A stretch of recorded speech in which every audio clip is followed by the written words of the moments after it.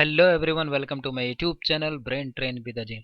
आज इस वीडियो में हम डिस्कस करेंगे उत्तराखंड पुलिस यानी कि उत्तराखंड एसआई का मैथ्स का पेपर। ठीक है, पार्ट 1 हमने पहले ही अपलोड कर दिया है, प्लेलिस्ट बनी हुई है चैनल में उत्तराखंड पुलिस के नाम से, आप जाके देख सकते हो। ये पार्ट 2 है। तो चलिए बिना किसी देरी के शुरू करते हैं। सबसे पहले आपकी स्क्रीन पर सबसे पहला क्वेश्चन देखिए, ये है एक बहुपद को x-3 से विभाजित करने पर शेषफल क्या मिलता है? 5 मिलता है। और x-4 से विभाजित करने पर शेषफल क्या मिलता है? 7 मिलता है। उस बहुपद को x-3 और x-4 से विभाजित करने पर शेषफल क्या होगा? तो सिंपल सी बात ये होती है कि जब भी हमारे पास इस तरह का क्वेश्चन आए कि x-3 और x-4 से विभाजित करने पर शेषफल क्या होगा, तो देखिए जो शेषफल का जो टाइप होता है वो कुछ इस तरह से आता है, ax प्लस में b। इस फॉर्म में हमेशा शेषफल आएगा ही आएगा। तो हम देखिए अपने ऑप्शन पे जाते हैं। ऑप्शन में देख रहे हैं हम, देखो 5 मिल रहा है, 7 मिल रहा है, 35 मिल रहा है, लेकिन सिर्फ हमने जो टाइप पढ़ा है ए एक्स प्लस बी, इस फॉर्म में सिर्फ एक यही ऐसा ऑप्शन है जो मैच कर रहा है, यानी कि यही हमारा क्या हो जाएगा? आंसर हो जाएगा, डी ऑप्शन हो जाएगा गाइज। आगे बढ़ जाएंगे अगले क्वेश्चन पे। नेक्स्ट क्वेश्चन पे चलते हैं। नेक्स्ट क्वेश्चन देखो आपके पास है 52 नंबर का। कह रहा है कि 2 की पावर ए 3 की power B is equal to 17। तो वो कह रहा है कि 2 की पावर ए प्लस बी और 3 की power A minus B is equal to 5 है, को हल करने पर ए और बी का मान ज्ञात करिए। तो यार देखो ऐसे क्वेश्चंस को करते कैसे, सिंपल सी बात है। 2 की पावर ए प्लस 3 की पावर बी बराबर कितना है? 17। यहाँ आप क्या करो, ट्रायल मेथड कर लो या ऑप्शन से चले जाओ। ठीक है, ऑप्शन से भी जा सकते हो, लेकिन मैं तो ट्रायल मेथड कर लेता हूँ। मैंने कहा भाई ए की पावर अगर मैं कितनी रखूँ, 3 रख दूँ, तो मुझे पता है 8 आ जाएगा। प्लस बी की पावर मैं क्या रख देता हूँ, 2 रख देता हूँ, तो मुझे पता है 9 आ जाएगा। मैं इन दोनों को ऐड कर रहा हूँ, 17 आ रहा है कि नहीं आ रहा है? भाई देखते ही पता चल रहा है, यानी कि ए की वैल्यू 2 होगी और बी की वैल्यू 3 होगी। कौन से ऑप्शन में? ए की वैल्यू 3 और बी की वैल्यू 2, सिर्फ एक ही ऑप्शन है, ये वाला बी ऑप्शन हो जाएगा। आगे बढ़ जाएंगे। सिंपल सा क्वेश्चन था, बहुत ही इजी सा जिसे कह सकते हैं बस। तो यार गाइज नेक्स्ट क्वेश्चन देखिए, ये कह रहे हैं कि दो भिन्न है ए अपॉन में X plus two, B upon में 2x-3 को जोड़ते हैं तो एक नई भिन्न मिलती है 5x-11, 2x² प्लस x-6 प्राप्त होती है। तो ए माइनस बी की वैल्यू निकालनी है। तो सबसे पहले क्या करेंगे, ए अपॉन में एक्स प्लस टू ऐसे लिखेंगे और इनको बी अपॉन 2x-3 को ऐड कर देंगे। भाई जब ऐड करेंगे तो एलसीएम तो आपको पता है 2x प्लस टू और 2x-3 ही आएगा। और जब हम इसको ऐड करेंगे तो ये आ जाएगा 2x प्लस टू, ये ए इंटू में एक्स प्लस ए इंटू में 2x-3 हो जाएगा। और ये यहाँ पर आएगा प्लस में बी इंटू में एक्स प्लस में 2 आ जाएगा। आएगा कि नहीं आएगा? अब देखो, अब हम क्या करते हैं, इसकी ये मैं थोड़ा सा साफ करके लिख देता हूँ। ये हमारे पास कितना आ जाएगा, 2x-3। अब देखो जो ये नीचे ये जो हमारा एलसीएम आ रहा है, ये तो सेम यही आएगा। और सिर्फ हमने करना क्या है, ऊपर वाली जो ये जो वैल्यू आ रही है 5x-11, इसको पूरा सॉल्व करके बस कंपेयर कर देना है x के कोफिशिएंट को और ये जो हमारी कांस्टेंट वैल्यू 11 है इसके साथ। तो हम करेंगे क्या, सिर्फ हम इतनी चीज़ पे ध्यान देंगे, ऊपर ऊपर वाले पे, नीचे वाले को छोड़ दो पूरी तरह से। हमने कहा भाई देखो टू ए इंटू में x-3 है। मैं यहाँ समझाने में टाइम लग रहा है, अगर आप खुद से करोगे तो ज़्यादा टाइम नहीं लगेगा इस क्वेश्चन को करने में। और इस टाइप के क्वेश्चन अगर आपको नहीं आते तो आप सीधे आगे बढ़ो, आगे और भी इजी इजी क्वेश्चन है। ठीक है, ये सब क्वेश्चन बाद के लास्ट के लिए छोड़ दिया करो। तो मैंने देखा यहाँ पर, मैं जब मल्टीप्लाई करूँगा तो ये हो जाएगा 2ax माइनस में 3a प्लस में, मैंने देखा ये कितना हो गया bx प्लस में 2। मैंने कहा एक्स एक्स वालों को मैं एक साइड लिख रहा हूँ, मैंने x कॉमन लिया, मैंने देखा ये हो गया 2a प्लस में कितना हो जाएगा b। मैंने यहाँ पे क्या ले लिया, इसको ले लिया ए, ये ले लिया मैंने -3a प्लस में 2b। ठीक है, ये मैंने ले लिया 2b। अब देखो मैं डायरेक्टली अगर कंपेयर करता हूँ तो यहाँ पे 2a प्लस b की जो वैल्यू है वो किसके बराबर आ रही है, 5 की।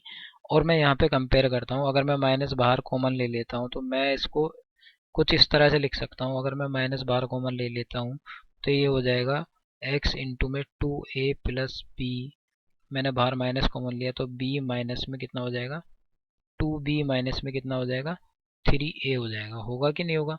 तो बस मैं इसको इस तरह से ले लेता हूँ। मैं अब इसको, मुझे पता चल गया कि ये किसके बराबर है, 11 के, तो मैंने यहाँ पे लिखा 2b माइनस में 3a बराबर किसके आ गया 11 के। अब देखो किसी एक इक्वेशन को ये तो सॉल्व करना आता होगा, किसी एक वेरिएबल को इक्वल कर लो फिर घटा दो। फिर मैंने देखा ऊपर 2 से मल्टीप्लाई कर देते हैं, तो मैंने 2 से मल्टीप्लाई करा, तो ऊपर 2 से मल्टीप्लाई करने पे हो जाएगा 4a प्लस में 2b बराबर कितना हो जाएगा 5। और मैंने यहाँ पे देखा 2b माइनस 3a बराबर, ये देखो 2 से मल्टी 10 भी हो जाएगा और 11। जब मैं इन दोनों को माइनस करूंगा तो देखो माइनस करने पे ये दोनों माइनस से माइनस कट जाएंगे, ये प्लस हो जाएगा, तो ये कितना हो गया 7a हो गया बराबर, ये कितना हो गया 21 आ गया। मतलब मैंने देखा a की जो वैल्यू आ रही है वो कितनी आ रही है 3 आ रही है। मुझे पता चल गया a की वैल्यू कितनी आ गई 3 आ गई, ए की वैल्यू। फिर इसी तरह से मैं ये जो ए की वैल्यू मेरी 3 आई है किसी एक इक्वेशन में रख दूंगा। मैंने कहा इसमें रख देते हैं ऊपर वाली में ही। मैंने रखा 2 इंटू में 3 प्लस में बी बराबर कितना आ गया 5।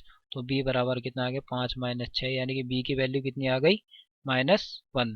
देखो बी की वैल्यू कितनी आ गई -1। अब देखो पूछा क्या था उन्होंने, अब हमारे पास वैल्यू निकल गई। पूछा उन्होंने ये है कि a माइनस बी की वैल्यू क्या होगी, क्या पूछा है a माइनस बी की। तो भाई a की वैल्यू कितनी आई है 3 और b की वैल्यू कितनी आई -1। तो मैं अगर a minus B -1 minus B करूँगा तो कितना आ जाएगा 3 प्लस 1 यानी कि 4। कौन सा ऑप्शन है डी ऑप्शन है भाई।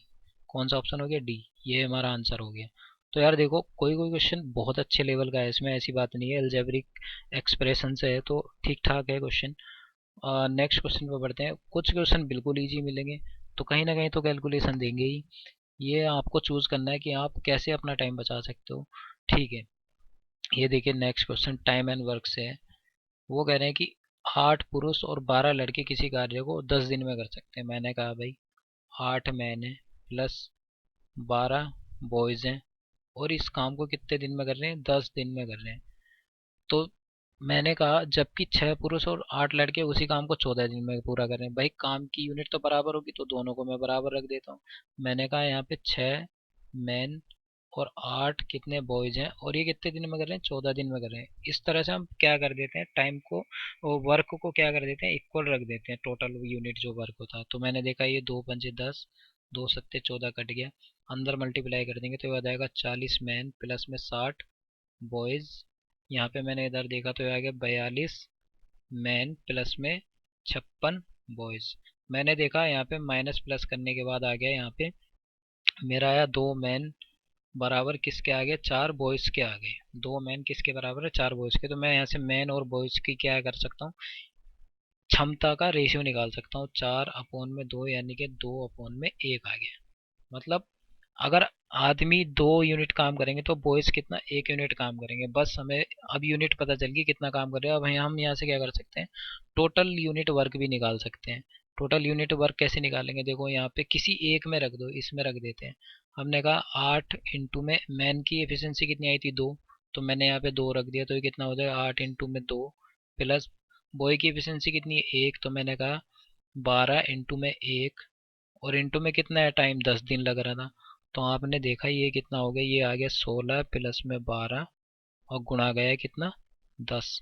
आपने जब इसको प्लस करा तो देखो कितना हो गया 8 28 यानी कि 280 आ रहा है। कितना आ रहा है 280 आ रहा है। टोटल काम आ गया 280। वो कह रहे हैं कि आदमी उस एक लड़का केवल एक लड़का और एक पुरुष, तो केवल एक पुरुष और केवल एक लड़का उस कार्य को कितने दिन में कर सकते हैं। तो भाई सिंपल सी बात है, आप क्या करेंगे हमारा टोटल टाइम तो निकल टोटल वर्क तो निकल के आ गया ना। तो टोटल वर्क कितना आया 280 और हमें पता है एक आदमी कितने यूनिट काम कर रहा था 2 यूनिट काम कर रहा था। तो हम क्या करेंगे 2 यूनिट तो 2 से मैं डिवाइड कर देता हूँ तो 2 ही करना 2, 2 चौका 0। मतलब आदमी कितने दिन में कर सकते हैं इतने दिन में। और मैंने कहा लड़के 1 यूनिट काम कर रहे हैं तो आपने कहा जी 280 दिन लग जाएंगे। वही ऑप्शन हो जाएगा जिसमें 140 और 280 दिन आ रहा होगा। हाँ जी बिल्कुल ए ऑप्शन आ गया, यही हमारा आंसर हो गया। देखो कितना इजी क्वेश्चन था, ठीक था, बहुत अच्छे लेवल का क्वेश्चन। अगले क्वेश्चन पे चलते हैं। बताओ एक ही अगला क्वेश्चन, निम्न में से किसका मान 0 होगा। बस 30 को 0 से डिवाइड करेंगे अनडिफाइंड हो जाएगा। 0 को 30 से डिवाइड करेंगे और यही 0 मिल गया, आगे चेक करने की जरूरत नहीं, यही हमारा आंसर हो जाएगा। आगे बढ़ जाएंगे। ये देखो कुछ ऐसे क्वेश्चन भी आएंगे जिसमें टाइम नहीं लग रहा है आपको। ये देखो नया क्वेश्चन ये है व्यंजक, अच्छा देखो 12√7 माइनस 5√2 बटे में कितना है √2 प्लस में √7 किसकी तरह सरलीकृत किया जा सकता है। तो भाई सरलीकरण करने के लिए आपको पता है इसका परिमेयकरण कर देंगे तो √2 माइनस √7 अपॉन में √2 माइनस में √7 से मल्टीप्लाई कर देंगे। तो देखो जब मल्टीप्लाई करेंगे तो नीचे तो पता है a प्लस बी और a माइनस बी की फॉर्म में, तो ये तो आ जाएगा 2 माइनस 7 आ जाएगा, सिंपल सी बात है। ऊपर हमने मल्टीप्लाई करा तो ये आ गया 12, ओके ये आ जाएगा जी कितना 12√14, 12√14 और मैंने अंदर मल्टीप्लाई करा तो ये आ गया -84 और मैंने इसको मल्टीप्लाई करा तो ये आ गया -10 और मैंने इसको मल्टीप्लाई करा तो ये कितना आ गया 5√14, कितना आ गया 5√14, 5 रूट प्लस का 14, इसको मैं मिटा देता हूँ थोड़ा सा, ये कितना आ जाएगा प्लस का 5√14। तो हमने देखो ऐड कर लिया तो कितना हो गया 17√14 और ये कितना हो गया 94 अपॉन में कितना -5। तो देख लेंगे कौन सा ऑप्शन मैच कर रहा है। सबसे पहली बात 14√5 माइनस 94, यही वाला ऑप्शन हो गया। बी नहीं, बी वाला नहीं होगा, देखो कौन सा हो जाएगा क्योंकि नीचे माइनस भी है, तो ये जब हम माइनस ऊपर लेके जाएंगे तो ये वाली चीज़ माइनस और ये वाली क्या हो जाएगी प्लस हो जाएगी। तो कौन सा ऑप्शन आ रहा है, ये वाला ऑप्शन आ रहा है, सी ऑप्शन हो गया, आंसर नंबर सी हो गया। आगे बढ़ जाएंगे, बहुत ही प्यारा क्वेश्चन था ये भी। चलिए नेक्स्ट क्वेश्चन। नेक्स्ट क्वेश्चन कह रहे हैं कि निम्न बहुपदों में से किसका शून्यांक 2/3 है। भाई देखो शून्यांक, मान लो कोई भी बहुपद है उसका शून्यांक हम कैसे चेक करते हैं, अगर वो वैल्यू उस बहुपद में रखने पे उसकी वैल्यू 0 हो जाती है तो वही हमारा शून्यांक हो जाता है। हम सबसे पहले ये वाले को चेक कर लेते हैं। मैंने रखा 3 में 2/3 मैंने रखा, इसका स्क्वायर कर दिया, प्लस में 2/3 माइनस में 2 मैंने करा 3 में 4 बटे कितना हो जाएगा 9 हो जाएगा, 2 दूनी 4, 4/9 हो जाएगा, प्लस में कितना हो गया 2/3 माइनस में 2, मैंने 3 से इसको काटा 3 बार मतलब 4/3 प्लस में 2/3 माइनस में 2, ये कितना हो गया 6/3 माइनस में 2। हाँ तो देखो मैंने इन दोनों को ऐड करा तो ये कितना हो गया 6/3 माइनस में 2, तो मैंने 2 से काटा 3 दूनी 6, तो 2 माइनस 2 बराबर 0। भाई यहीं पे 0 मिल रहा है, ये हमारा ए ऑप्शन हो गया। ज़्यादा टाइम नहीं लगेगा, आप खुद से करोगे तो बहुत ईजी क्वेश्चन है। तो यही हमारा क्या हो गया, पहला ऑप्शन में देखो हमें 0 मिल गया, तो यही ए आंसर हो जाएगा हमारा। नेक्स्ट क्वेश्चन पे बढ़ते हैं गाइज, अगले क्वेश्चन पे बढ़ते हैं। तो यार अगर वीडियो सेशन अच्छा लग रहा है तो आप चैनल को सब्सक्राइब कर दीजिए, वीडियो को लाइक और शेयर कर दीजिएगा। आगे बढ़ते हैं। नेक्स्ट क्वेश्चन देखिए 258, वो कह रहा है के का वह मान ज्ञात करिए जिसके लिए समीकरण 25 का एक हल ये है। ओके सिंपल सी बात है, देखो ये अगर इसका हल है तो मतलब ये इस इक्वेशन को पूरी तरह से सेटिस्फाइड करेगा, मतलब x की जगह 27 रख दो, y की जगह 7 रख दो। इक्वेशन क्या है 3x प्लस के वाई बराबर 25 है। मैंने कहा भाई x की जगह 27 रख दो, मैंने रख दिया 27 प्लस में के वाई की जगह मैंने कहा -7 रख दो, आपने रख दिया -7 बराबर कितना हो गया, बराबर कितना हो गया 25 हो गया, ये 25 है। तो मैंने देखा ये 81 हो गया और ये माइनस का 7 के वाई हो गया। मैं 81 को उधर माइनस में लेकर आता हूँ तो वो बिल्कुल जी माइनस कर दो। मैंने देखा -7 के बराबर ये दोनों माइनस हो गए, कितना हो गया -56 आ गया, माइनस से माइनस कट गया तो के बराबर कितना हो गया 7 से इसको काट देंगे 8 बार, तो के की वैल्यू कितनी आ गई 8 आ गई। कौन सा है, ए ऑप्शन हो गया भाई। सीधे बढ़ जाएंगे अब अगले क्वेश्चन पे, बहुत ही बड़े क्वेश्चन था ये भी। अब देखो ये नेक्स्ट क्वेश्चन क्या कह रहा है, x-10 बराबर कितना है 0 और x-2 बराबर कितना है जी, कितना है 0। भाई मैं अगर यहाँ से बोलता हूँ तो x की वैल्यू यहाँ पे कितनी है 10 और यहाँ पे x की वैल्यू कितनी है 2, तो वो कह रहे हैं इन दोनों के बीच में दूरी कितनी होगी। भाई सिंपल सी बात है, अगर मैं ऐसे आपके सामने एक लाइन बना देता हूँ, x बराबर 2 के लिए अगर कोई लाइन जा रही है, मैंने कहा x बराबर 2 के लिए आप कह दिए जी ये जा रही है, सपोज करो मैंने कहा x बराबर 10 के लिए जा रही है, ये जा रही है। आपने देखा इनके बीच में डिफरेंस कितना आ रहा है, 8 का तो आ रहा है, ये हमारा ऑप्शन हो गया 8 का, बी ऑप्शन हो जाएगा। ज़्यादा सोचना नहीं था, आगे बढ़ते हैं। अगला क्वेश्चन देखिए, एक आयताकार कमरे के फर्श की माप 5 मीटर और 4 मीटर है, मतलब लंबाई 4 है, चौड़ाई सॉरी लंबाई 5 है, चौड़ाई 4 मीटर है, कमरे की ऊंचाई 3.5 है। कमरे में एक आयताकार दरवाज़ा, 2 आयताकार खिड़कियां हैं, मतलब ये दरवाजे हैं लंबाई और चौड़ाई के इतनी वाले, और एक खिड़की है लंबाई और चौड़ाई वाली इतनी। वो कह रहे हैं कि 12.5 रुपये के हिसाब से प्रति वर्ग मीटर की दर से कमरे की दीवारों पर क्या करना है, रंगाई करनी है। तो एक बात बताइए, अगर आप जब आपका मान लो इस तरह से कोई कमरा है, तो आप जब उस पर पेंट करोगे तो क्या करते हो, खिड़की और दरवाजे छोड़ देते हो कि नहीं छोड़ देते हो, जो खिड़कियां और दरवाजे हैं। तो हम क्या करेंगे, इसकी चारों दीवारों का एरिया निकाल लेंगे, टोटल चारों दीवारों का जो एरिया होगा वो निकालेंगे, और उस एरिया में से क्या करेंगे, दोनों खिड़कियां और एक दरवाजे का एरिया माइनस कर देंगे। तो सबसे पहले हम हमारे पास काम रहेगा दीवारों का एरिया। तो दीवारों का जो एरिया आएगा, दीवारों का क्षेत्रफल, उसका फॉर्मूला होता है 2 में L प्लस बी इंटू में H। आपने रखा क्या, 2 गुणा गया L प्लस बी, 4 और 5 है यानी कि 9, गुणा गया हाइट कितनी है 3.5। तो आपने देखा कितने सेंटीमीटर स्क्वायर आ गया, 9 दूनी 18, और ये जीरो नहीं आएगा, ये 9 दूनी 18, और 18 पंजे 90, और 90 18 54, ये आ गया 63, इतने 63 इतने मीटर वर्ग स्क्वायर। ठीक है, ये आया चारों दीवारों का। मैंने कहा अब यहाँ से खिड़कियों का एरिया माइनस कर दोगे, तो खिड़की कौन कौन सी है, खिड़की और दरवाजे आपने देखा 200 सेंटीमीटर और 80 सेंटीमीटर, इनको मीटर में बना लेंगे, यानी कि ये हो जाएगा 2 मीटर और ये हो जाएगा 0.8 मीटर। क्यों, क्योंकि भाई क्या कर देते हैं हम, 100 से डिवाइड कर देते, तो मैंने देखा 2 इंटू में 0.8, ये आया 1.6, ये तो आया दरवाजे का एरिया। अब हम कर लेते हैं इसी तरह से इसको, ये हो जाएगा 1.2 इंटू में कितना 1.5, ये आ जाएगा एक खिड़की का एरिया। तो उसमें मल्टीप्लाई कर देंगे 2 से, दोनों खिड़की का एरिया आ जाएगा। तो हमने देखा 12 पंजे 60 और 6 18, और 18 दूनी 36, 3.6। तो दोनों को जब हमने जोड़ा तो कितना आ गया, 6 6 12, और 4 और 1 5, इतने सेंटीमीटर इतने मीटर स्क्वायर ये एरिया आ गया खिड़की और दरवाजों का। मैंने कहा था इसको माइनस कर देंगे यहाँ से, तो हमने चलो माइनस कर दिए। तो जब माइनस करेंगे तो हम कैसे करेंगे, 5.2 माइनस जब हमने करा तो बचेगा 8, ये बचेगा 7, ये बच गया 57.8 मीटर स्क्वायर। बस इसी पे जो पेंट करने का खर्चा वो निकालना है। तो 57.8 को हम क्या करेंगे, एक 12.5 से मल्टीप्लाई कर देंगे। तो हमने देखा 8 पंजे 40, कैरी हुआ 4, 5 सत्ते 35, 4 कितना हो गया 39, कैरी हुआ 3, 5 पंजे 25 और 3 कितना हो गया 28। देखेंगे 9 दूनी 18, 2 28, 16 का 6, हासिल लगे 1, 2 सत्ते 14 और एक कितना हो गया 15। देखो हम क्या करते हैं, पूरा नहीं जाते हैं, सिर्फ यूनिट डिजिट देखो सबके अलग अलग हैं। यहाँ पे जीरो आ रहा है, यहाँ पे जीरो, इन दोनों का सेम है, चेक कर लेते हैं। और मैंने देखा यहाँ पे मैं जब 1 से मल्टीप्लाई करूँगा तो ये 8 आ जाएगा मेरा, और ये कितना आ जाएगा 7 आ जाएगा।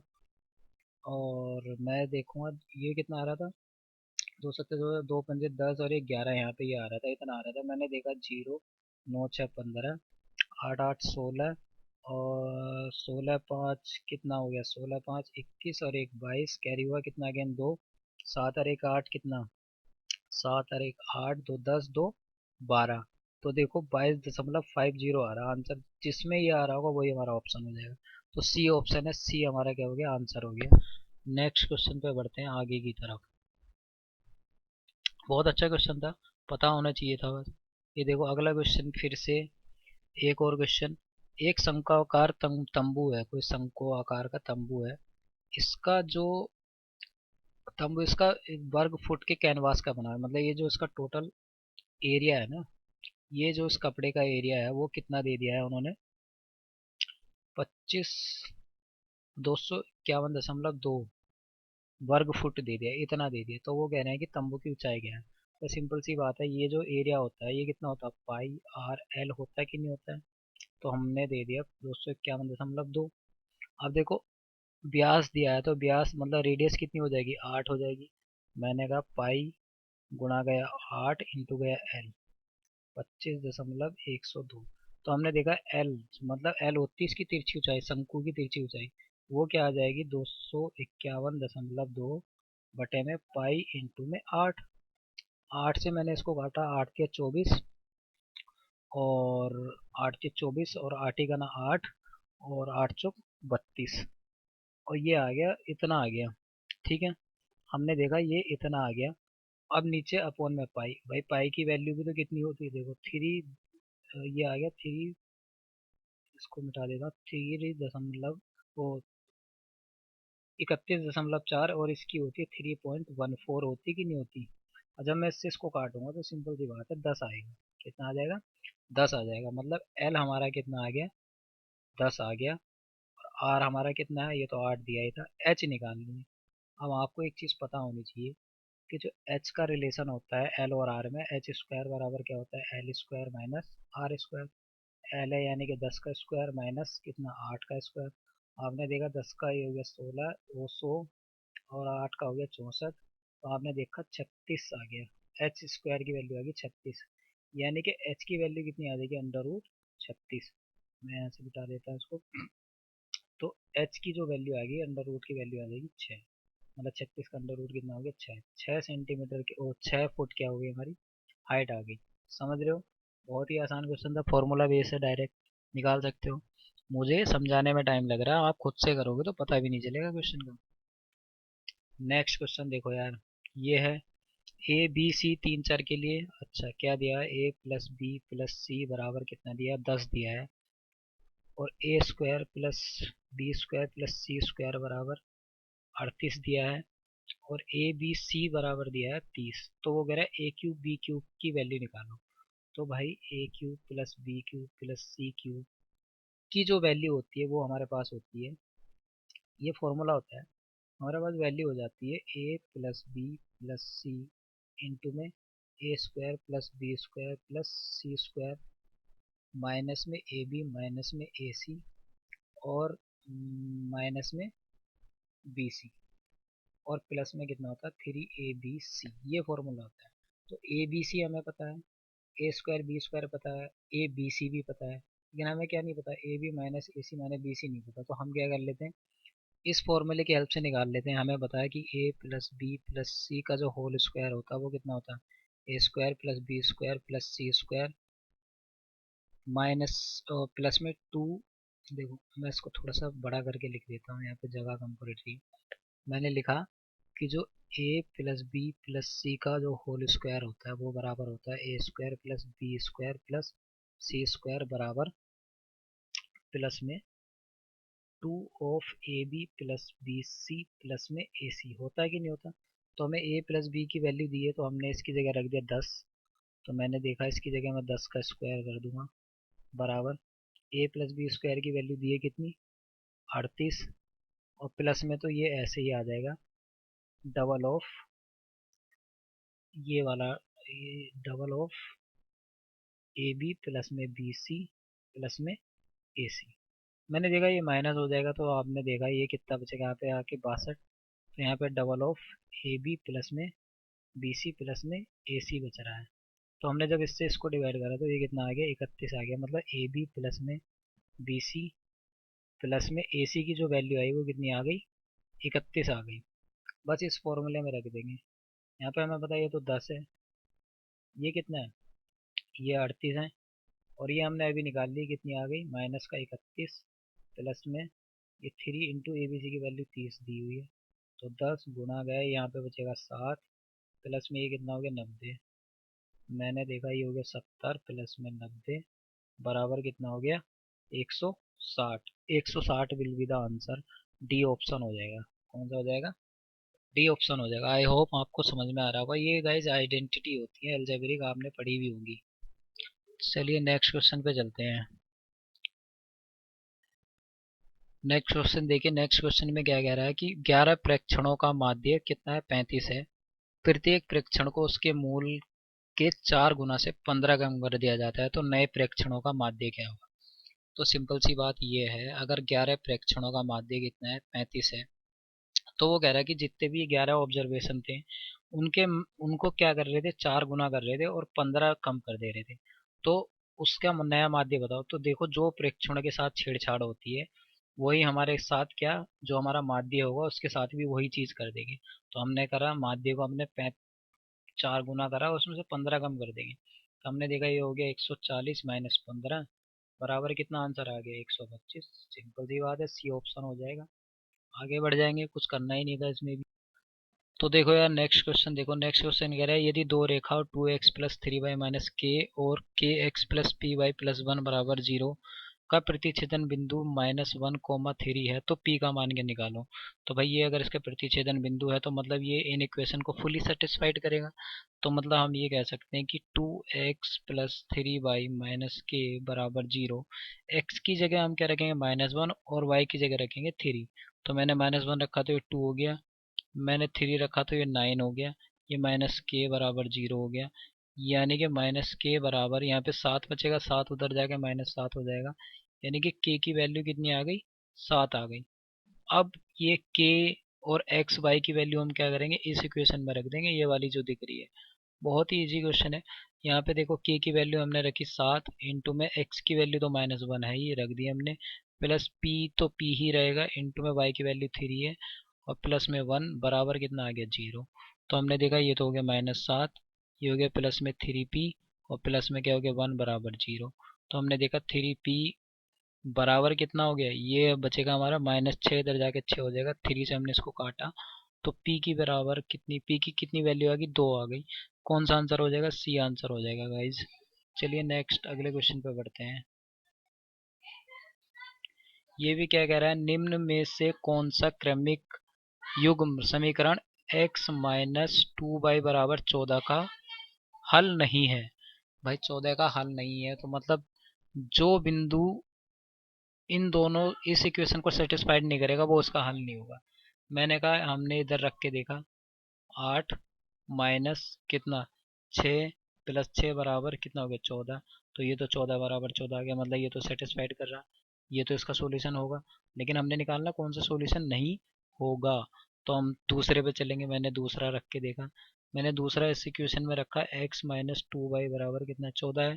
तो मैंने दूसरा रख के देखा 6 माइनस ये कितना हो गया 8 प्लस 8 हो गया, ये भी 14 आ रहा है, तो मतलब ये भी क्या हो जाएगा सॉल्यूशन होगा। नेक्स्ट को इसको चेक कर लेते हैं, इसको मैंने रख के देखा, भाई देखो 2 आ रहा है, और ये प्लस में क्या हो जाएगा 12 हो जाएगा, ये भी आ रहा है 14 बराबर 14। तो हमने देखा ये जो सिर्फ एक ऑप्शन बच रहा है लास्ट, ये हमारी क्वेश्चन को सेटिस्फाइड नहीं कर रहा है, ये हमारा आंसर हो जाएगा ऑप्शन नंबर डी। क्योंकि देखो यहाँ पर 0 रखोगे तो 0 हो जाएगा, और -8 ये 16 बराबर देखते ही पता चल रहा था। चलो वो तो मैंने आपको बता दिया कि चेक कैसे करना है, समझ रहे हो, तो चेक कर सकते हो आराम से, सिर्फ लास्ट ऑप्शन बचा है। चलिए नेक्स्ट क्वेश्चन पे चलते हैं। वो कह रहा है कि 21 सेंटीमीटर भुजा वाले घन से कटने वाले अधिकतम विशालतम बेलन का आयतन क्या होगा। भाई मैंने ये अगर घन बना दिया आपके सामने, अगर मैं क्या करता हूँ यहाँ से कोई बेलन काटूंगा अधिकतम, तो अधिकतम बेलन तो ऐसे ही कट सकता ना यूं करके, इसकी जितनी इसकी साइड हो सकती है मैक्सिमम उतना कट जाएगा, इतना बड़ा ऐसे नीचे। तो मैं ये कह सकता हूँ जो बेलन कटेगा उसका जो रेडियस होगी वो कितनी होगी, इसकी साइड कितनी है 21, मतलब 21 का हाफ हो जाएगा। और हाइट कितनी होगी, हाइट जितनी इसकी साइड होगी भाई इतना ही लंबा तो बेलन कट सकता है यहाँ से। हमने कह दीजिए 21। बस आप क्या कह रहे हो, उसका आयतन पूछ रहा है, तो आयतन का फॉर्मूला क्या होता है बेलन का आयतन, बेलन का आयतन होता है πr²h। आपने लिखा जी पाई इंटू में आर कितना है 21/2 का स्क्वायर, इंटू में हाइट भी कितनी है 21। हमने देखा जी पाई इंटू ये हो गया 21 की पावर 2 और एक 21 की पावर ये, तो 21 की पावर कितनी 3 अपॉन में 2 का स्क्वायर कर दिया 4। तो ये आ गया कितना आ गया हमारा 21 का क्यूब इंटू में π/4। कौन सा ऑप्शन आ रहा है, सी ऑप्शन आ रहा है, यही हमारा आंसर हो गया। नेक्स्ट अगले क्वेश्चन पे बढ़ते हैं। ये कह रहा है यदि एक ठोस गोले को दो गोलार्धों में काटा जाता है तो सतह क्षेत्रफल में होने वाली वृद्धि क्या होगी। भाई मान लो मैंने आपके सामने गोला बना दिया, मैंने कहा इसको दो भागों में ऐसे कट कर दो, तो आप कहोगे जी ऐसे कट होके आ जाएगा ये दो भागों में। तो देखो दो पार्ट्स इतने बढ़ रहे नहीं बढ़ रहे, दो एरिया ऐसे बढ़ जा रहे हैं हमारे, ये जब कट हो जा रहा है तो मतलब मान लो इसकी रेडियस आर है, तो हमने देखा पाई आर की वृद्धि यहाँ हो रही है πr² और πr² की वृद्धि यहाँ हो रही है, क्योंकि एक सर्कल बन रहा है पूरा, सर्कल का एरिया πr² होता है। अब हमें पता है कि पूरे गोले का जो क्षेत्रफल होता है सतह क्षेत्रफल वो कितना होता है πr²।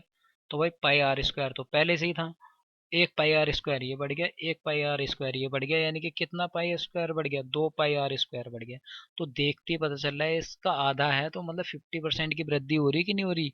तो बी ऑप्शन हो जाएगा हमारा, देखते ही पता चल जा रहा था। चलिए नेक्स्ट क्वेश्चन पे बढ़ते हैं।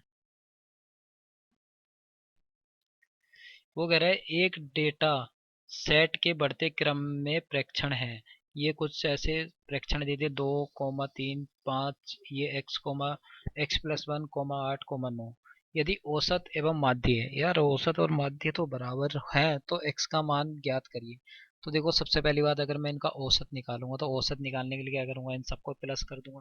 आपने क्या है, 5, 3, 8, 5, 13, 13 और 8, 21, 13 और 8, 21, 21 और 9 कितना हो गया हमारा, 30। ओके, यानी 3, 2, 5 और 5, 5 कितना हुआ, 10, 10, 8, 18, 9, 27, यानी कि औसत आ गया 28 प्लस एक्स बटे कितनी है टोटल इस संख्या, 3 और 3, 6।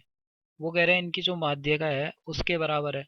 तो हम देखेंगे दो बीच के दो ऑब्जर्वेशन लेते हैं, उनका औसत ही तो हमारा वो आ जाती है माध्य माध्य का।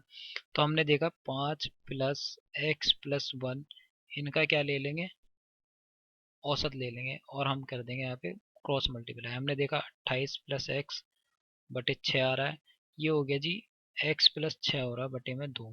क्रॉस मल्टीप्लाई जब करा तो हमारे पास आ गया, ये आ गया जी 6x + 36 बराबर, ये आ गया जी 56 प्लस में कितना, 2x, माइनस करा तो हमने करा जी 4x बराबर कितना आ गया, 20। और x की वैल्यू आ गई 5, कितनी आ गई, x की वैल्यू आ गई 5। 5 हमारा आंसर हो जाएगा, कौन सा है, ये वाला बी वाला। तो यही हमारा क्या हो गया, आंसर हो गया है। आगे बढ़ जाते हैं।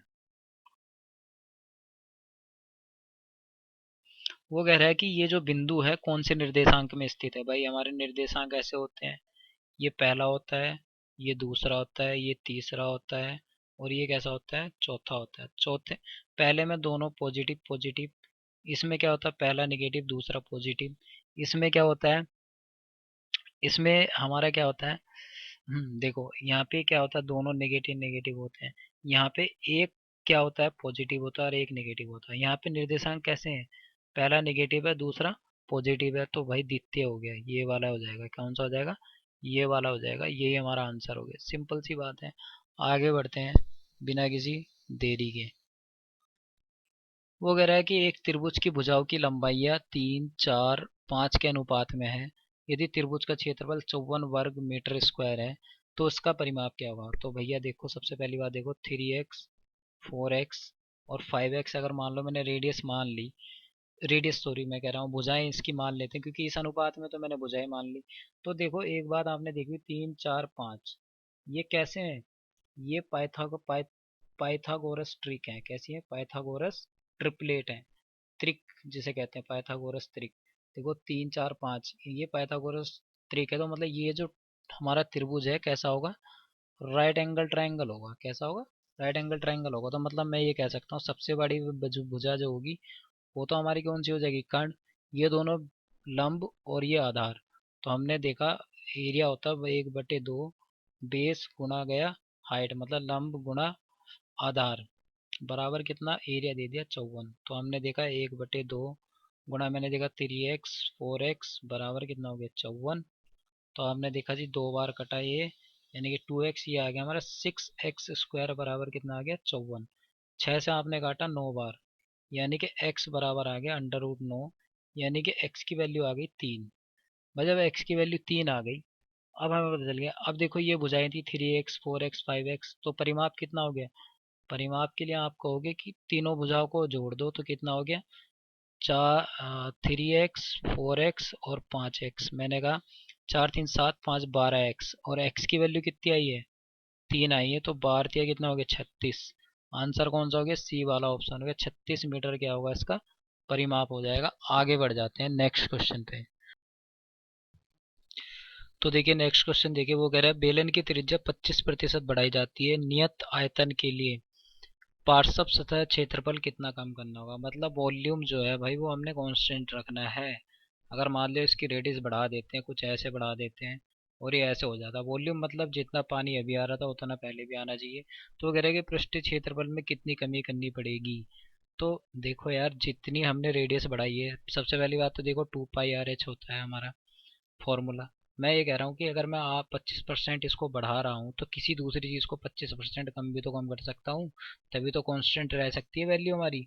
तो मैं क्या करूँगा, इसमें 25% की वृद्धि अगर हमारी हो रही है रेडियस में, तो 25% हमारा जो पृष्ठीय क्षेत्रफल है उसका कम कर देंगे, सतह का क्षेत्रफल। यही हमारा बी ऑप्शन हो जाएगा। चलिए नेक्स्ट क्वेश्चन पे बढ़ते हैं डायरेक्ट। नेक्स्ट क्वेश्चन है, देखो ये, मोना के पास इतने पैसे हैं, 7x² माइनस 34x प्लस में 25 है। मतलब मोना के पास 7x² माइनस 34x प्लस 25 रुपये हैं टोटल। चलिए इतने रुपए हैं। उसके बाद 36 दिनों तक इतने रुपए डेली खर्च करती है। 36 दिनों तक 4x-4 प्रतिदिन खर्च करती है। तो मैंने 36 लिया और यहाँ पे x-4 से मल्टीप्लाई कर दिया। क्यों? क्योंकि भाई एक दिन का इतना है तो 36 दिन का कितना आ जाएगा, तो आप कहोगे 36x-4 की मल्टीप्लाई करेंगे तो इसकी तो 144 आ जाएगा। मतलब उसने इतने पैसे खर्च कर दिए होंगे 36 दिनों पे। तो मैं इसे माइनस कर देता हूँ, टोटल तो इतने पैसे थे। 36x-144 इसने खर्च कर दिए, तो मैंने माइनस करा तो मुझे पता चल जाएंगे कितने बचेंगे। ये माइनस माइनस माइनस प्लस हो गया। तो देखो जब माइनस करेंगे तो ये आ जाएगा 7x²। यहाँ से बचेगा जी माइनस कितना, 70x। और इसको देखा तो मैंने, हो गया 169। टोटल इतने पैसे बचे हैं उसके पास। कितने? ये जो बॉक्स में मैंने बनाया ये टोटल इतने पैसे बच गए। वो कह रहा है कि 37वें दिन उसके पास केवल कितना था, 1 रुपया बचा हुआ था। तो भाई ये जो आया है मेरा 7x² माइनस 70x प्लस में कितना 169, ये किसके बराबर हो जाएगा, 1 रुपये के बराबर हो जाएगा। ये एक को इधर ला के माइनस करूंगा तो देखो क्या हो जाएगा। आप कहोगे अगर हमने एक को ला के उधर माइनस करा तो ये हो जाएगा 7x² माइनस 70x प्लस में 168 आ जाएगा, बराबर क्या बचेगा, 0। मैं कहता हूँ इस इक्वेशन को 7 से डिवाइड कर दो। 7 से डिवाइड करा तो ये हो गया x² माइनस 10x और प्लस में 7 दूनी 14, 7 चौक कितना, 7 दूनी 14, 7 चौक कितना हो गया 28, बराबर 0। तो ये इक्वेशन आ गई। बस इसको सॉल्व कर लो, इसके फैक्टर कर लो तो पता ही है क्या करेंगे। x² minus 6x minus 4x, देखो 10x हो गया और 6 चक 24 भी हो रहा है, बराबर 0। हम क्या करेंगे, यहाँ से x-6 और x-4 बराबर 0 आया। तो x की हमने देखी कितनी वैल्यू आ रही, दो वैल्यू आ रही है, एक तो 4 आ रही है, एक 4 आ रही है। तो हम 4 तो लेंगे नहीं, क्यों? क्योंकि देखो 4 में से 4 माइनस करेंगे तो 0 हो जाएगा। तो ऐसा नहीं है, 0 पैसे डेली खर्च कर रहा था वो। तो हम क्या लेंगे, 6 ले लेंगे। 6 हमारा सही आंसर होगा। तो मैंने क्या ले लिया, मैंने ले लिया कि डेली वो कितने पैसे खर्च करे उन्हें 36 दिन तक। यहाँ पे हमें पता है 36, ये देखो 36x-4 ये खर्च करे थे, तो हमने देखा 36 गुणा गया x 6 में से, देखो 6-4 करेंगे तो कितना आ जाएगा, 36 गुणा गया 2, यानी कि 72 रुपये 36 दिन तक खर्च करे और 1 रुपया उसके बाद लास्ट में बचा था। तो कितने पैसे हो गए, 73 रुपये हो गए, नहीं हो गए? तो कौन सा ऑप्शन आ जाएगा, ए ऑप्शन आ जाएगा, 73 रुपये हो जाएंगे उसके पास।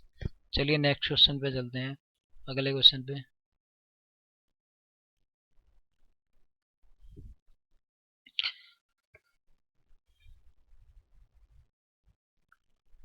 तो यार नेक्स्ट क्वेश्चन देखिए, एक दिन सुनैना और उसके मित्र अपने घर से ड्राइव पर निकलते हैं। सभी सड़कें जिन पर वो गए थे सीधी सड़कें थी और निम्न क्रम में थी। क्या 8 किलोमीटर पूर्व की तरफ, तो देखो मैंने यहाँ पर गाइस 8 किलोमीटर ऐसे ड्रॉ कर दिया, ठीक है, ये वाला। और फिर 2 किलोमीटर उत्तर की तरफ, मैंने ऊपर उत्तर की तरफ 2 किलोमीटर यहाँ पे ऐसे ड्रॉ किया हुआ है, ठीक है। और ये 5 किलोमीटर पश्चिम की तरफ, तो देखो यार गाइज 5 किलोमीटर पश्चिम की तरफ ये ऐसे ड्रॉ हो गया यहाँ पे। फिर 2 किलोमीटर ये 5 किलोमीटर पश्चिम की तरफ, फिर 4 किलोमीटर अगेन उत्तर की तरफ। तो देखो यार 4 किलोमीटर उत्तर की तरफ ये आ गया था। फिर यहाँ से क्या हो रहा था, 7 किलोमीटर अगेन इधर जा रहा था, कहाँ, ये पश्चिम की तरफ। फिर 9 किलोमीटर देखो नीचे सीधे दक्षिण की तरफ आ रहा था ऐसे, ये इस तरह से देखा, दक्षिण की तरफ 9 किलोमीटर आ गया। ये फिगर मैंने पहले बना दिया ताकि टाइम ना लगे। मैं आपको बता रहा हूँ, बस आप ऐसी ऐसी डायरेक्शन पे बनाते चले जाना। और आपको तो पता ही डायरेक्शन ऐसे दिखाते हैं पेज पे, ये नॉर्थ साइड हो गई, ये साउथ हो गया, ये हमारा ईस्ट हो गया और ये हमारा क्या हो गया, वेस्ट हो गया। अब ठीक है। अब देखो ये अगेन 2 किलोमीटर पश्चिम की तरफ चला, यहाँ पे 2 किलोमीटर पश्चिम की तरफ चला। फिर 2 किलोमीटर अगेन वो दक्षिण की तरफ चला यहाँ पे ऐसे। फिर वो 6 किलोमीटर अगेन कहाँ, पूर्व की तरफ चला। फिर 5 किलोमीटर वो कहाँ, उत्तर की तरफ चला। ठीक है, इस तरह से वो अपनी फाइनल पोजीशन पे पहुंच गया। तो वो कह रहे थे कि ये जितनी सड़कों के बीच में उसने एरिया चलाया उसका एरिया निकालो। तो पहली बात यार, अगर मैं थोड़ा सा पेन चेंज करता हूँ, मैं बताता हूँ आपको। आप देख पा रहे होंगे, क्या देख पा रहे होंगे कि भाई यहाँ से यहाँ तक 7 है, ठीक है, और यहाँ से यहाँ तक कितनी है, यहाँ से यहाँ तक ये 4 है। तो मैं कह सकता हूँ यहाँ पे अगर मैं ऐसे एरिया बनाऊँ, एक बॉक्स बना दूँ, तो ये देखो ये आपके सामने एक क्या बन रहा है, एक आयत बन रहा है। तो मैंने कहा इन दोनों का एरिया कितना हो जाएगा, आपने कहा 7 चौक 28। फिर मैंने कहा ये 2 है, और मैंने कहा ये 8 तो यहाँ तक है, और देखो ये 6 है यहाँ तक, और 2 है यहाँ तक। तो मैं ये कह सकता हूँ बीच वाला हिस्सा ये कितना है, 4 होगा कि नहीं होगा, कितना होगा, ये 4 होगा। तो आपने कहा जी ये 4 है, तो मैंने कहा अगर ये 4 है तो ये यहाँ तक भी 4 होगा। तो आप देख रहे होंगे पूरा जो कितना हो गया, 12 हो जाएगा पूरा। तो देखो ये पूरा आयत बन गया ना, एक ये वाला और बन गया एक ऐसे आयत। तो मैं कह सकता हूँ इसका जो क्षेत्रफल होगा कितना होगा, 8 4 12। तो 12 गुणा गया 2, मतलब साइड इंटू, तो 12 गुणा गया 2 कितना आ गया, इसका आ गया 24। ठीक है, इसी तरह से मैं क्या कर सकता हूँ, मैं क्या कर सकता हूँ, ये नीचे वाले जो आयत है इनका भी निकाल सकता हूँ। तो देखो कैसे निकालेंगे, हमें पता है भाई, यहाँ से यहाँ तक अगर मैं ऐसे मिला दूँ, ठीक है, यहाँ से यहाँ तक आपको पता है ये तो 5 है ही। ये बीच वाला मैं मिटा देता हूँ यहाँ से। यहाँ से यहाँ तक हमें पता है 5 है ये पूरी, और ये वाली यहाँ तक 6 है और यहाँ तक 2 है। तो इसका मतलब ये जो हिस्सा होगा ये 4 है, अभी हमने निकाला था ऊपर वाले के लिए। तो 4 पंजे कितना हो गया, 20, यानी कि इस वाले का जो एरिया आ गया ये कितना आ गया, 20 आ गया। मैंने कहा ये दो दो साइड का एक वर्ग बनना है, ठीक है। तो आपने कहा इसका एरिया कितना आएगा, आपने कहा जी इसका एरिया 4 आ गया। इन सबको सम कर देंगे, तो मैंने कहा 28 24 20 और प्लस में 4, 8 4 12, 4 16, हासिल लगा, 1 2 दूनी 4 दूनी 2 3 6, और ये 7, 76 सेंटीमीटर आ गया, 76 वर्ग किलोमीटर आ गया। यही हमारा क्या हो गया, आंसर हो गया। चलिए चलते हैं अपने नेक्स्ट क्वेश्चन पे, बहुत ही अच्छा क्वेश्चन था। नेक्स्ट क्वेश्चन देखो गाइज, ये कह रहा है 108 के 1000वें भाग को 15 से गुणा करने पर कितना आंसर आएगा। भाई 108 ले लिया मैंने, इसके बट्टे में मैंने 1000 कर दिया और उसे 15 से गुणा कर दिया। तो मैंने देखा जब मैं इसको 1000 से डिवाइड करूंगा तो ये कितना आ जाएगा, 0.108, इसमें गुणा करेंगे 15 से तो ये कितना आ जाएगा, 15 8 120, हासिल लगी 12, और 12 का गया यहाँ पे 2, और 15 16। तो ये आ गया जी 1.62 आंसर आ जाएगा। ये हमारा पहला वाला ऑप्शन हो गया। आगे बढ़ जाते हैं, ये वाला क्वेश्चन देखो 276। इसमें क्या करना है भाई, 120 माइनस 60। अच्छा देखो सबसे पहले हम क्या करते हैं, सिंप्लीफिकेशन है, सबसे पहले ब्रैकेट सॉल्व करेंगे। तो आपने करा 120 माइनस 60, मैंने देखा ये 15 फोर जा कितना हो जाएगा, 60 हो जाएगा, और ये डिवाइडेड है तो मैंने डिवाइड बाई 60 कर दिया, प्लस में 4 माइनस 2। जब मैंने इससे इसको डिवाइड करा है तो 1 आ गया। तो मैंने देखा 120 माइनस 1 प्लस 4 माइनस 2। अब हम देखेंगे प्लस 4 ये हमारे कितने हो गए, 124, और माइनस में कितना हो गया, 3। तो आंसर कितना आ गया, 121। कौन सा ऑप्शन हो गया, डी वाला आंसर हो गया 121। आगे बढ़ जाएंगे नेक्स्ट क्वेश्चन पे। देखो 277 क्या कह रहा है, दो संख्याओं का अंतर उन संख्याओं के योग से 108 कम है। मतलब कहने का मतलब ये कि दो संख्या, यदि बड़ी संख्या छोटी संख्या की क्या है, दुगनी है, तो उन संख्याओं का अंतर निकालो। देखो बड़ी संख्या छोटी संख्या की क्या है, दुगनी है। मैंने कहा एक अगर बड़ी संख्या x है तो छोटी संख्या कितनी होगी, 2x होगी, होगी कि नहीं होगी। और उन्होंने कहा दो संख्याओं का अंतर संख्याओं के योग से 108 कम है। मैंने कहा भाई दो संख्याओं का अंतर, मैंने कहा इनका अंतर क्या होगा, 2x माइनस एक्स बराबर कितना, दो संख्याओं का योग मतलब 2x प्लस एक्स, उनके योग से कितना कम है, 108 कम है। मैंने ये कर दिया, तो मैंने देखा x बराबर कितना आया, 3x, माइनस में कितना आ गया, 108। इधर जाके इधर लाएंगे तो ये कितना हो जाएगा, माइनस का कितना होगा, 2x हो जाएगा कि नहीं हो जाएगा, और बराबर माइनस का 108। माइनस से माइनस काटा, और ये मैंने 2 से इसको 108 को काटा, तो x की वैल्यू है 2 5 10, 2 चौक 8, x की वैल्यू आ गई 54, दो उन संख्याओं का अंतर निकाल लो। तो देखो भाई, छोटी संख्या, देखो अंतर तो मैं यहीं पे देख सकता हूँ, एक मेरा 2x था और एक x था, x माइनस एक्स करा तो अंतर तो x ही आ रहा था, तो यही आंसर हो जाएगा 54x की जो वैल्यू है, यही हो गया आंसर। चलिए नेक्स्ट क्वेश्चन पे बढ़ते हैं, इजी क्वेश्चन था, सोचना नहीं था ज़्यादा। वो कह रहा है कि निम्न में से कौन सा नियम नीचे दिए गए संख्या के नमूनों को बनाने में प्रयोग हुआ है? 250, 130, 70, 40, 25। क्या मैं 120 घटा के मेरा 130 आ रहा है? क्या 120 घटा के 70 आ रहा? नहीं आ रहा, तो पहला तो हो नहीं सकता। 10 घटाना फिर 2 से भाग देना, मैंने 10 घटाया 240 और 2 से भाग दिया 120 आ रहा, बिल्कुल नहीं, ये वाला भी नहीं होगा जी। 2 से भाग देंगे तो भाई कितना आ रहा है? 125 आ रहा है, बिल्कुल ये भी नहीं होगा। तो लास्ट ऑप्शन यही बचता है, डी वाला आंसर हो जाएगा। ये हमारा क्या हो जाएगा? आंसर हो जाएगा। चलिए आगे बढ़ते हैं नेक्स्ट क्वेश्चन पे। नेक्स्ट क्वेश्चन है, अच्छा, एक संख्या हमेशा 40 से विभाजित होगी यदि, देखो 40 के क्या कर लेते हैं, फैक्टर कर लेते हैं, 5 अट्ठे 40, 5 अट्ठे 40, वह 2 और 20 दोनों से डिवाइड होगी, बिल्कुल कह सकते हैं हो सकती है। वह 4 और 10 दोनों से भी विभाजित होगी, बिल्कुल कह सकते हैं होगी। वह 5 और 8 दोनों से भी विभाजित होगी, बिल्कुल होगी होगी। यानी कि उपरोक्त सभी सही है, क्या हो जाएगा? उपरोक्त सभी सही है। आगे बढ़ जाते हैं भाई, 40 आ जाएगा कि नहीं आ जाएगा? आपने कहा अन्य दो प्राप्त अंक शामिल करने पर, मतलब पहले 10 थे अब 12 कर दिए, इनका औसत कितना हो जा रहा है? 16 हो जा रहा है। तो इनका जो सम आएगा वो कितना आ जाएगा? 12×72 और 192, कितना आ गया? 192 आ गया। तो वो कह रहा है दो अतिरिक्त प्राप्त अंकों का औसत क्या है? तो मैं देखूंगा भाई इन दोनों के बीच में डिफरेंस कितना आ रहा है। 52 का आ रहा है, क्योंकि भाई 52 नंबर एक्स्ट्रा जोड़े गए तभी तो हमारा औसत 16 हो गया था। तो मैंने कहा ये 52 उनके अंकों का योग होगा जो दो नए बंदे आए, तो मैंने कहा इसका एवरेज निकाल लेंगे, 2 से डिवाइड कर देंगे तो कितना आ गया? 26।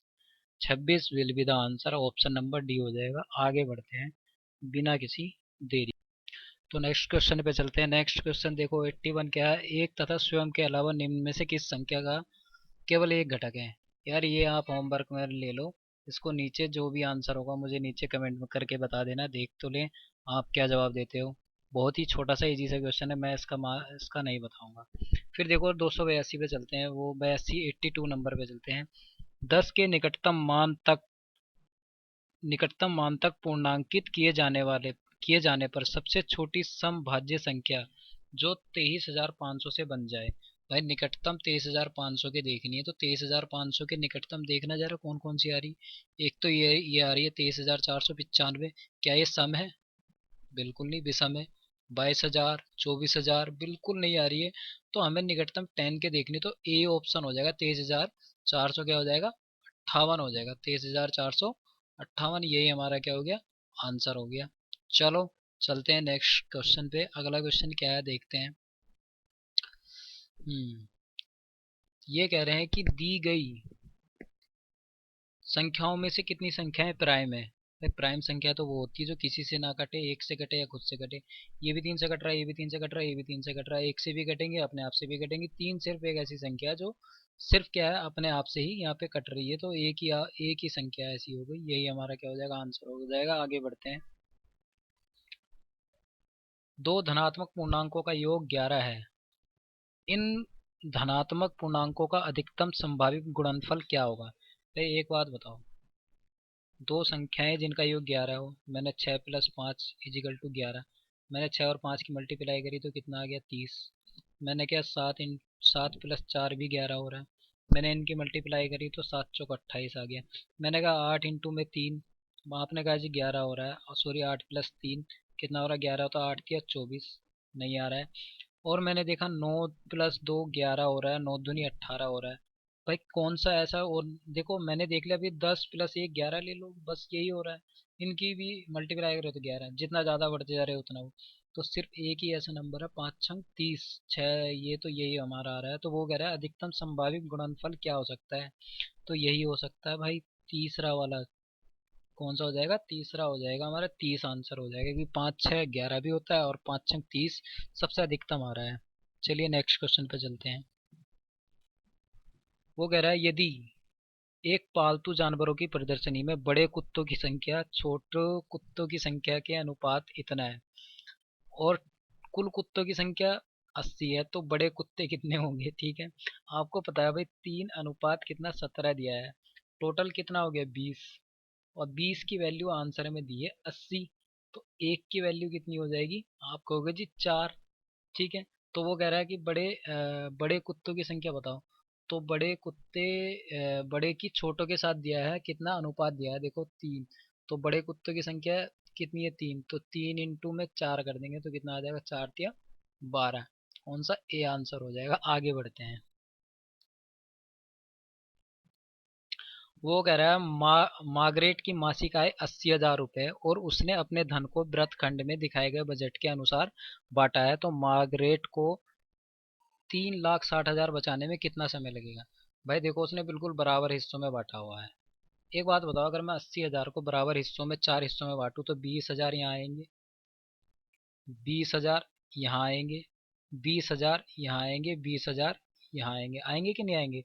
तो वो कह रहा है बचत में 20,000 रुपये उसने एक महीने के बचा रही है, तो वो कह रहा है कि 3,60,000 बचाने में उसे कितने महीने लगेंगे? आपने कहा जी 4 जीरो से 4 जीरो कटे, 2 से हमने इसको काटा, 18, 18 महीने लगेंगे दोस्तों से बचाने में 3,60,000 रुपये। ये तो खुद ही कर सकते थे, बहुत इजी क्वेश्चन है।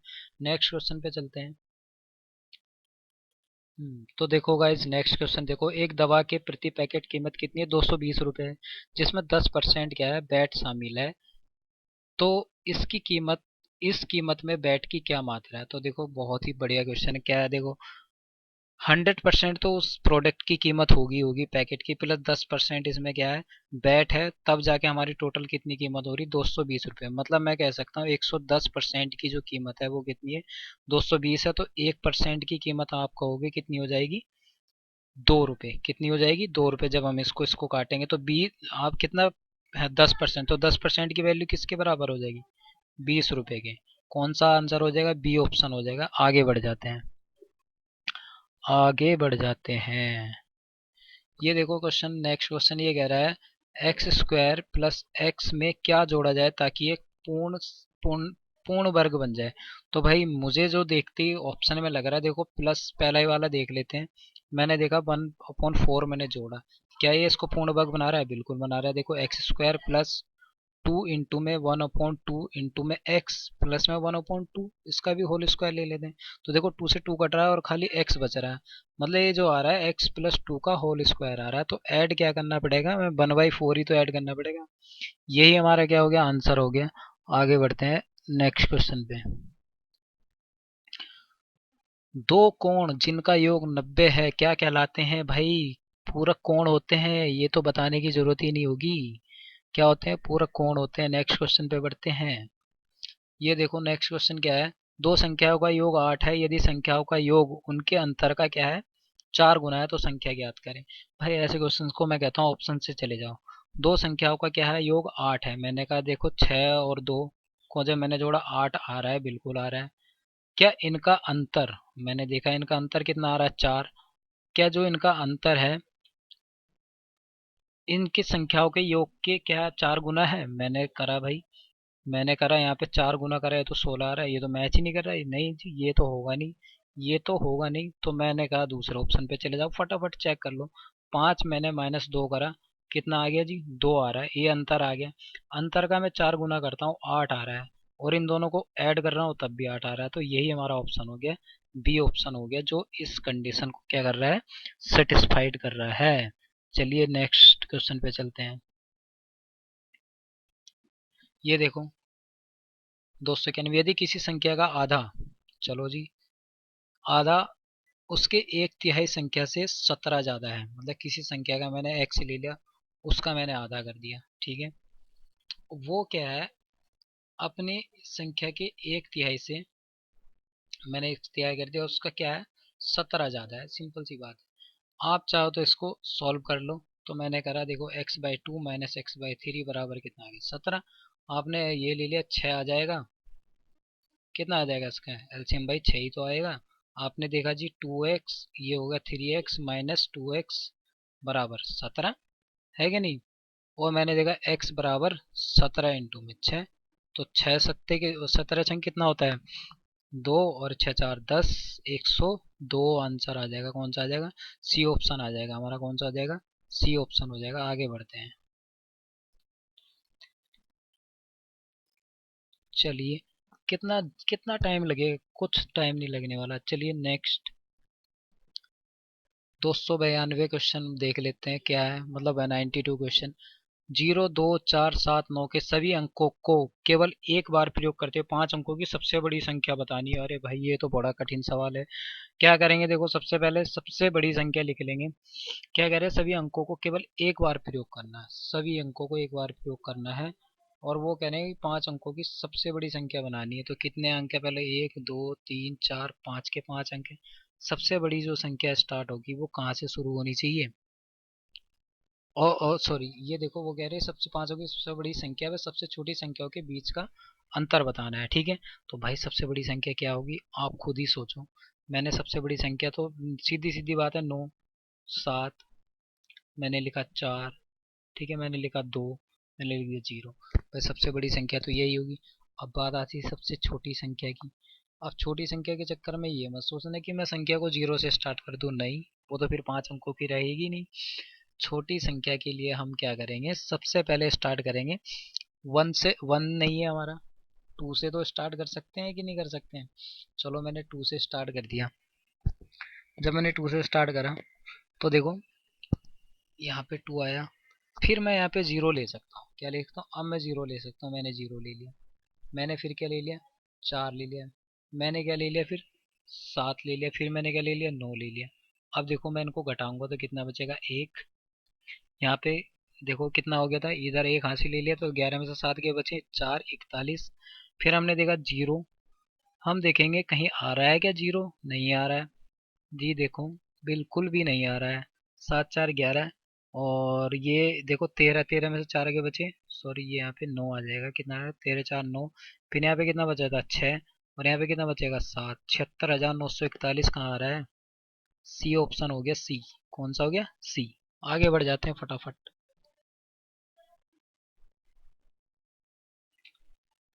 1 रुपए में 4 टॉफियां खरीदी और 60% के लाभ पर बेची। मैंने देखा भाई 1 रुपए में कितनी टॉफी खरीद के ला रहा है बंदा? 4। अब बताओ एसपी कितना होगा? एसपी अगर मुझे 1 रुपए पे एक 60% का अगर लाभ चाहिए तो मुझे ऐसे करना पड़ेगा।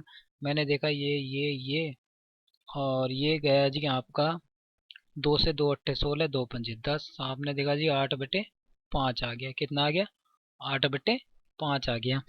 2 अट्ठे 16 और 2 पंजे 10। ठीक है, मैंने देखा जी 8/5 आ रहा है। 8/5 में कितनी? 4 टॉफियाँ। तो 1 रुपए में कितनी आएंगी? 4। बट यहाँ पे 5 आ जाएगा, यहाँ पे ये आ जाएगा। 4 दूनी 8। मैंने 2 से 2 काटा, 2.5 आंसर आ गया। तो इसमें से कौन सा ऑप्शन हो जाएगा मेरा? ए वाला हो जाएगा। कौन सा हो जाएगा? ए ऑप्शन हो जाएगा। चलिए आगे बढ़ जाते हैं। आगे बढ़ जाते हैं। चलिए, तो ये देखो नेक्स्ट क्वेश्चन। नेक्स्ट क्या है?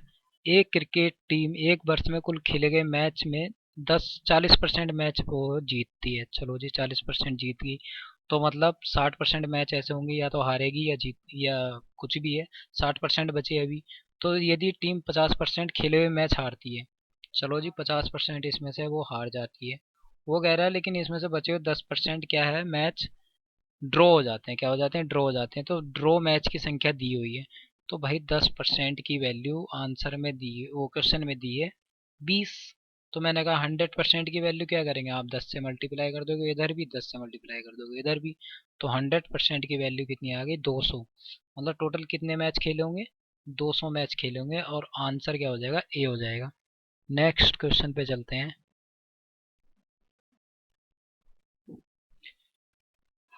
एक दुकानदार सभी वस्तुओं पर 10% की छूट देता है, देने का दावा करता है, लेकिन क्या करता क्या है? वह प्रत्येक वस्तु का क्रय मूल्य 20% बढ़ा देता है। मैंने कहा भाई आप क्रय मूल्य को क्या मान लो? 100 मान लो।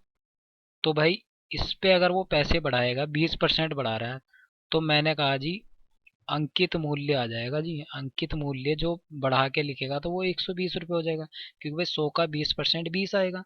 और 20% हम इसमें ऐड कर देंगे। वो कह रहा है कि अब इस पर 10% की छूट दे रहा हो। चलो जी, 120 का मैंने कहा 10% निकालो, आपने निकाल दिया 120 का 10% निकाला तो आ रहा है 12। तो भाई इसमें से अगर तुम 12 माइनस करोगे तो यहाँ पे आ जाएगा तुम्हारा विक्रय मूल्य। क्या आ जाएगा? विक्रय मूल्य। तो मैंने जब 12 माइनस करा तो कितना आ रहा है? 8। कितना आ रहा है? 108 रुपये आ रहा है। तो मतलब 100 रुपये पे हमें देख रहे हो 8 रुपये का फायदा हो रहा है। तो यही हमारा आंसर हो गया, 8% की क्या हो रहा है, उसे फायदा हो रहा है। चलिए नेक्स्ट क्वेश्चन। अगले क्वेश्चन में है 40 व्यक्ति 15 दिन में 240 किलो चावल खत्म करते हैं और 20 व्यक्ति 48 किलोग्राम चावल का उपभोग कितने दिन में करेंगे, ये बताना है। तो ऐसे क्वेश्चन में हम करते हैं क्या है, M1 इंटू में D1।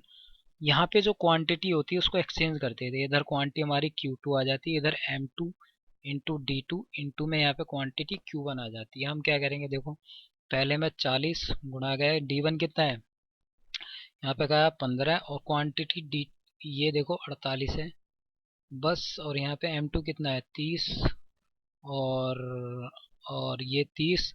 तो ये तो डे तो हमें निकालना ही है, हमने x मान लिए।